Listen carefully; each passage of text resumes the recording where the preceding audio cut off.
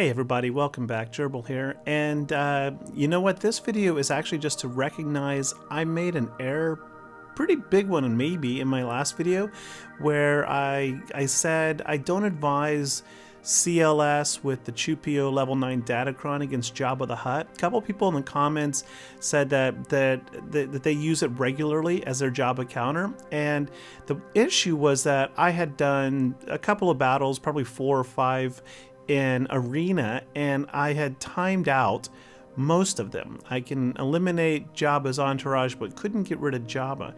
Well, after talking to a few folks, I felt inspired, and so in Territory War and both in my recent GAC matches, I decided to give it another go and throw a little caution to the wind and take on Jabba the Hutt with the ChewPio Datacron. And I had completely different outcomes. It turns out it really wasn't all that challenging. So why was I losing in the beginning and winning now? You know, basically, if Jabba kills ChewPio, you're very likely to time out, in my experiences. If Jabba does not kill ChewPio, you're very likely to win. See, every time that Jabba threw ChewPio into the Rancor pit, I timed out. And every time he either did not get a chance for the instant kill or targeted someone else, I won. So it's rather interesting. I would have to say there's a fair amount then of RNG involved in it, because you can't really control who he's targeting as you don't have a taunt on the board, right? No tanks.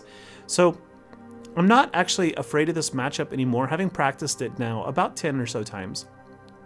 The strategy is pretty straightforward. The opening shot with Han shoots first. I've kind of moved that all around the board to see, you know, what works best. I tend to go after SWGOH, even though you're not going to get any assists until that buff debuff status effect. I can't remember what it's called, that at the beginning of the match she applies it on everybody and you can't assist until it wears off. So that does kind of cripple you a little bit, but I still find that having Luke bypass taunt and swing at Leia, and then the opening Han shoots first at Leia, and then use your AoEs to try to whittle her down, I find that seems to work the best. Of course, you know, you can kill Chrysanthemum if you just go all in on him, but he'll get back up, and if he gets back up and taunts again, then you gotta pound through him twice. So I don't recommend that. The other major tip, I guess, or tip 2 that I would recommend, is that when your turn does come around to ChewPio, you may be tempted to try to do the blind all or even his AoE, but I don't think that's the right move, because you're not going to get any assists out of anyone, which means he's not attacking with his basic, which means on his turn, like right here, you just want a basic. Why basic? Because the level 9 Datacron says that whenever he uses his basic, the whole team gains 50% protection up.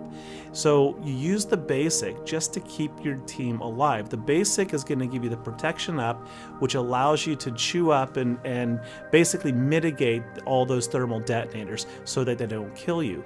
And of course, after you take enough turns, that Leia debuff, I gotta look that up, the name of it, but that Leia debuff, that blue thing on there with the bomb, that wears off. And once that wears off, well, then it's game on.